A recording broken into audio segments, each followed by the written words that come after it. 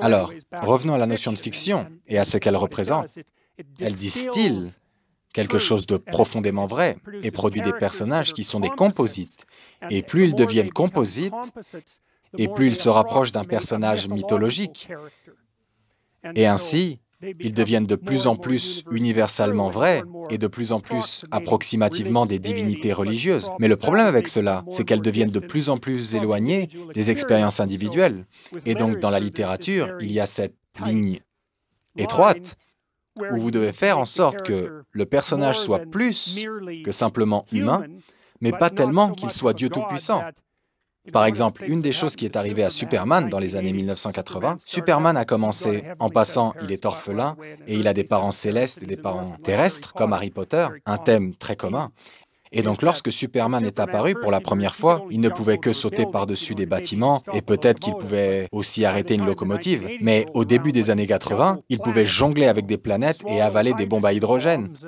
Il pouvait faire n'importe quoi. Eh bien, les gens ont cessé d'acheter les bandes dessinées Superman parce que ce n'était plus vraiment intéressant. C'est comme, il se passe quelque chose d'horrible et Superman s'en occupe. Et quelque chose d'autre horrible se produit et Superman s'en occupe. Et c'est tellement sans intérêt. Il s'est transformé en un tel archétype. Il était fondamentalement l'omniscient, omniprésent, Dieu Tout-Puissant. Et cela n'est pas amusant du tout.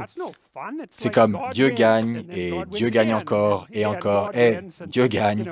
Alors, ils ont dû l'affaiblir de différentes manières avec la kryptonite, vous savez. Donc, la kryptonite verte le rendait malade et la kryptonite rouge, je pense qu'elle lui provoquait des mutations physiques, si je me souviens bien. Donc, ils ont dû introduire des failles dans le personnage pour qu'il y ait une fichue intrigue. Et c'est quelque chose auquel on peut réfléchir profondément. Il y a une leçon existentielle profonde à cet égard. Votre être est limité et imparfait et fragile. Vous êtes comme le génie qui est cette surpuissante capacité dans une petite lampe minuscule. Cet immense potentiel, mais limité dans ce tout petit espace de vie, comme disait Robin Williams lorsqu'il jouait le génie dans Aladdin.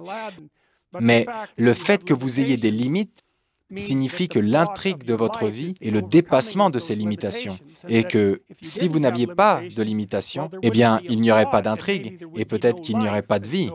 Et c'est donc une partie de la raison pour laquelle vous devez peut-être accepter le fait que vous êtes imparfait et insuffisant, et vivre avec, et considérer cela comme une condition préalable pour l'existence. C'est au moins raisonnable.